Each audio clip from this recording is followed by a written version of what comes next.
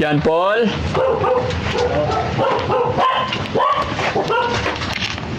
Ay, nandyan. Hello. Hello. Good morning.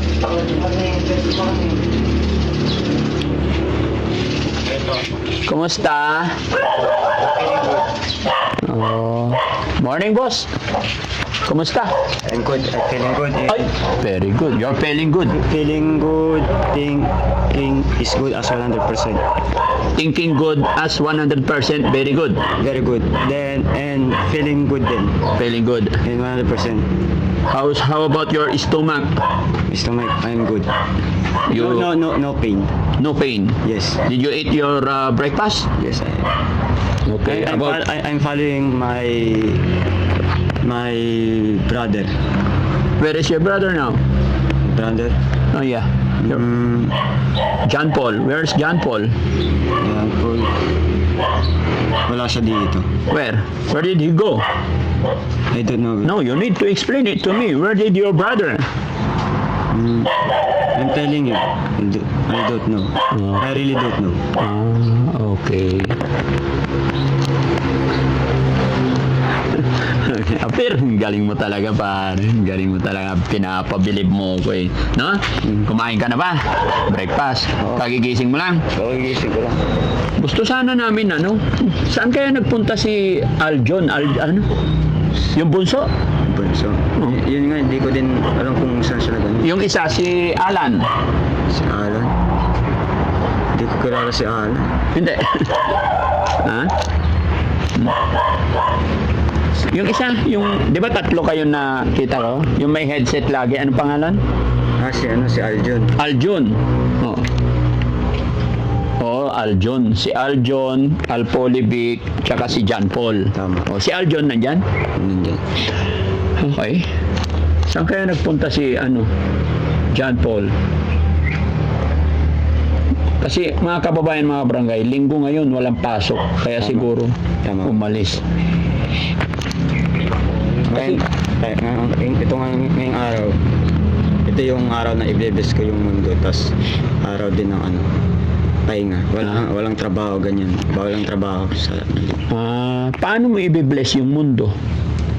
Kapag tingin ko at feeling ko kapag natapos na itong yung pinagdadaanan natin na malaman kung sino talaga ang Diyos. Ako o si John Paul na sinasabi niyo.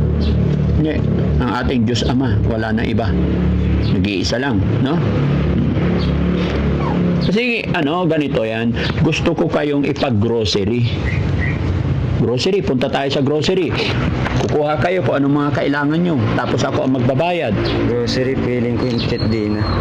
Bali may dumating na rin grocery sa amin. Saan? Patingin, pwede makita? Hindi. Bali, marami yan. Bali, nagamit na namin. Yan na grocery. Marami yan. Marami yan. Tapos yung mga picture pa yan. Ito yung curse God. Tapos ito yung angel God. Curse God, angel God. Makikita niyo yung kakaiba nga. Napansin ko yan. Nice. Ito yung curse God. Ito yung angel God niyo. Kakaiba. Sino ito? Ako yan. Ikaw to, ay mataba ka pa rito, no? Ito si Bunso. Ito si Banso. Ito yung isa. Tingnan niyo to. Curse God. Ay, oo. Ito siya, guys. Oh. Ang pogi, oh. Medyo mataba ka pa rito. Oo nga, tao si Bunso to. So, yan. Ikaw yung uma-attend sa graduation ng mga kapatid mo. Tama po. Sana tuloy-tuloy lang na ikaw ang gagabay sa mga kapatid mo, no? Opo. Yes, mga kababayan, itong pic. Mapapansin niyo magkaiba. Opo. Sinasabi kong ito yung curse, ito hindi. Kaya ako, ang sinusundan ko ito. Ito yung susundan ko. Bali, nagpasa na rin ako ng file. Yung files talaga lahat. Nasira na yata yung cellphone mo, no? Sinira ko yan dahil talagang pakiramdam ko, threat siya na... Pakiramdam ko, threat, kasi sinira ko siya. Sinira mo yung cellphone mo. Di wala ka na mapanuuran. Wala na. Pero okay lang. ang malaga, komportable. Yun ang malaga sa akin, komportable ako. Paano mo nasabing threat yung cellphone mo? Ano tawag dito?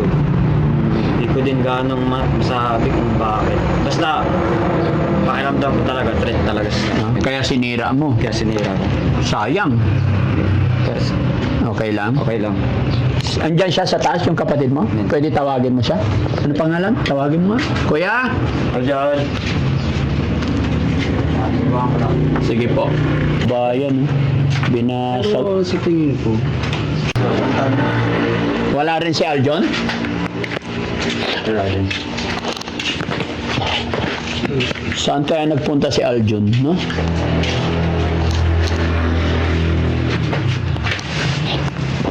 Tapos yung papag na dinala natin, guys, dito, maglalagay kami ng papag dito para may higaan kayo maganda.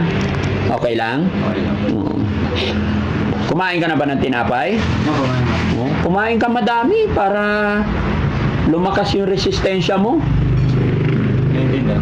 Wala namang problema dyan dahil ano. Kapag si Aljon niya, kapag nagluluto siya, gulay prutas din. Gulay. Gulay na ano. Ayaw mo talagang kumain ng any kind of meat Ayaw. para lumakas yung katawan mo. Hindi pwede. Kapag ginawa niyo, mamamatay kayong lahat. Sinasabi ko sa inyo, kapag ginawa niyo yan, pinakain niyo ako ng kanin. Mamamatay ko kayong lahat. Ako nagsasabi sa inyo. Sige, hindi na po. Ako nagsasabi. Kasi ako, sinasabi niyo na ano, si Jesus na, hindi niyo alam na ano, nandito na, nasa harapan niyo na. Kaya ngayon kapag ano, tititigan niyo ako ng tutukan, hindi niyo matitigan ng tutukan kasi nandito na ako. Kontrolado ko kung sino ako. Kung sabihin niyo, ako robot ako na ano, sabihin ko, kill mode activated. Wala naman, hindi naman ako nagpapatay. Kontrolado ko. Kahit sino mga robot, kontrolado ko. Kasi dito na talaga ako. Hindi ko nga inaasahan na simula nung pinanganak ako, hindi ko alam na nung pinanganak ako, doon na nag-umpisa na ganito talaga yung nangyayari sa akin. Hindi ko alam na robot ako. Kuya Alpolivic, gusto mo ba dalhin kita sa doktor sa pagamutan? Gusto kong, ano kasi, yun nga, ganito nga yung, hindi ko alam na simula nung pinanganak ako. Hindi ko alam na ganito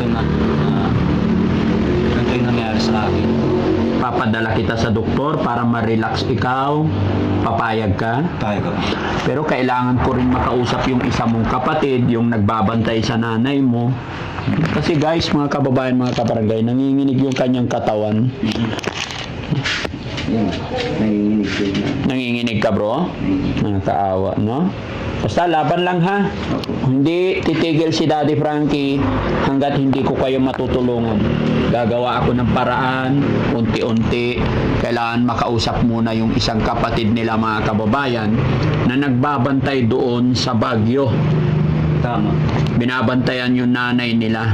So, kailangan natin bago mag-start or kung saan man natin sila dadalhin, may makausap tayo. Kahit sabihin natin na maganda yung intention natin, kailangan pa rin natin yung idaan sa legal para hindi tayo mapahamak or mapasama sa susunod na mga araw. No? Tama. Hindi ko din alam. Hindi ko rin maintindihan para sa akin na ano. Hindi mo alam kung bakit nanginginig yung katawan mo. Hindi ko alam kung bakit nanginginig yung katawan ko. Basta ang alam ko, simula na pinanganak ako, nakidnap ako. Yun ang tingin ko. Pero Katawan ko, iniisip ko, pakiramdam ko, robot ako. Ang tingin ko sa inyo, mga tao kayo. Nakikita ko sa inyo, mga tao kayo nakikita ko. Ang intelligence ko 100%, pati pakiramdam ko 100% kasi nga, nandito na ako. Opo. So pakiramdam mo sa sarili mo, ikaw yung powerful. Pakiramdam mo sa sarili mo, ikaw ay robot. Isip mo, ikaw na yung pinakamalakas at pinakamagaling. Tama. Kasi Pero- yun nga, dahil sa binasa ko yung Biblia, bawat sulat sa Biblia, alam ko yung mga nakasulat. Nabasa mo. Gaano ka katagal nagbasa ng Bible? I think, mga 3 years na. Galing. 3 years na. Tapos, naramdaman ko pagkatapos ng 3 years na yun, pakiramdam ko, umatake yung angel sa akin. Jainism, ang nila, religion nila, Jainism with 99.9%. Kaya tingin ko, ang Jainism ang umatake sa akin. Kasi, nung ano, sinaktan pa nga ako ng Jainism na yun eh. Tinuktok ako ng ganyan. Sinusubukan niya akong i-possess pero di siya nag-success. Oo. So, ibig sabihin, sa loob ng 3 taon pagbabasa mo ng Bible, naging Father ako. naging father ka. So, tingin mo sa sarili mo, ikaw ang pinakamalakas, pinaka-powerful, and then sa tingin mo sa mga tao na yan, parang sila yung mga alipin. Tama. Parang ganon. Tama. Sila yung mga alagad. Tama. Pero ang totoo niyan, si Rizky, tignan mo, hindi alipin yan. Kalbo yan. No? Pero nakikita ko, ano, ito nakikita kong kalbo. Pero Oo. kayo, kasama ka, may buhok. Oo. Isa. Pero yan, si Kuya Rizky, hindi yan, kalbo yan, tignan mo. Oo, senior na yan pati. Oo. Pero wag kang mag-alala, Kuya Alpolivic. Basta magtiwala lang tayo, kumain ka para hindi ka tuluyang masira, no? Eliminated. Oo, no? Tapos hintayin ko lang talaga yung isa mong kapatid at pupunta tayo sa pagamutan sa doktor para mawala yung panginginig ng katawan mo, ha? Okay, naintindihan ko. Salamat sa Panginoon. Sana may pag-cooperate ka rin, no? Magtiwala ka kay Daddy Frankie. Gagawa ako ng paraan para matulungan ka namin. So, sa loob ng 3 taon, nagbasa ka ng Bible. Ano yung mga Bible verse na natatandaan mo pa? Genesis 1:26-30. Paano? Ang ibig sabihin nun, ang mga hayop dapat alagaan, hindi para kainin. Tapos ang mga kainin ng mga tao is gulay, prutas, tas sa mga hayop naman, damo at halaman. Yun lang. Kaya, Tapos yung isa na basa ko na pinagkumpara ko na Bible verse. Bible verse 4:3-5 nakalagay doon. Di ba sila Adan at Abel? Si Abel ang farmer. Kasi Cain naman ay shepherd. Ang sinamba ng God doon nung sumagaan ang buhay nila, ang sinamba doon yung si shepherd, yung karne. Karne ang sinamba. Bakit? Kasi ang namumuna dito sa labas ng langit, yung demonyo na ahahas. Kaya karne ang kinakain ng mga tao. Kaya nagkakaroon ng mga sakit yung mga tao. Yun ang yan. Di nyo alam ang nakakain yun na yung makina. Kaya kayo nagkakasakit. Nararamdaman nyo yun. Pero sinasabi ko sa inyo, kapag kumain kayo ng gulay prutas, hindi kayo magkakasakit. sige. Napansin ko, napadpad na ako sa mga hospital, ganyan sa hospital ng Dagupan. Nakita ko, dami nagkakasakit na naawa ko. Mga matatanda, mga bata, mga dalaga, ganyan. Nakikita ko sila, inooperahan sila ng mga robot. Pero nakikita ko sa kanila talaga mga tao pa rin. Mga tao pa rin. Nakikita ko inooperahan ganyan, may mga bata pa na umiiyak, ganyan. Naawa ko. Kaya ako na nandito na, sabi ko, ito na talaga yung revelation. Patapos na ako. Lahat ng mga tao maliligtas na, sabi ko. Oo. As in, itong nangyayari na ngayon, 100% na to. 100%. Humanity. Humanity. Humanity. Lang humanity kaysa sa Oo. Upo ako dito para maganda yung usapan natin, no? Kapag ganito na inuubo ako, ibig sabihin, ang nagagawa ko yung mga tama.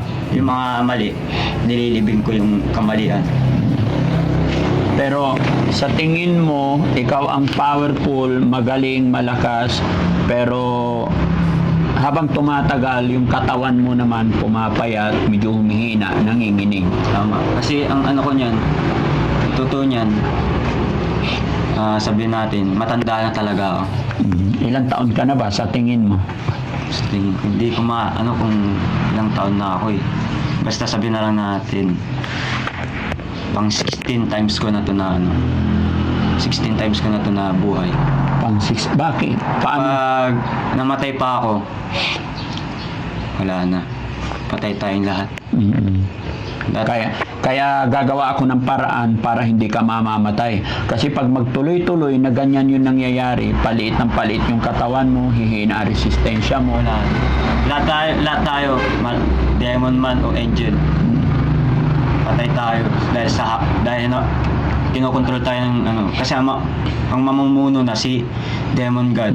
So sa ngayon, nagbabasa ka pa ba ng Bible o hindi na? Hindi na. Bali, ang last na pagbabasa ko ng Bible, tinakbo ni Demon God yung Bible. So asaan mo nyo nilagay yung mga Bible ninyo? Ngayon, di ko na rin alam kasi ang last na Ang mundo may kamay na laging bukas para sa inyo. Hindi hadlang ang pagod at puyat, basta mapuntahan lang kayo.